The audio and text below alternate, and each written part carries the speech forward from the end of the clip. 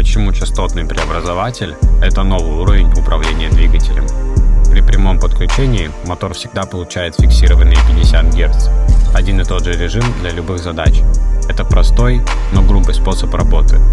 Частотник позволяет подавать двигательную частоту плавно – 20, 30, 45 Гц, и скорость меняется без рывков. Вы начинаете управлять процессом, а не просто включать мотор в сеть. С частотным преобразователем можно задать точную скорость, регулировать момент, убрать гул, снизить нагрузку на механику и продлить ресурс.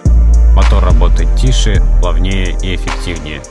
Прямой пуск – это способ ЛОП. Частотник – управление частотой и скоростью.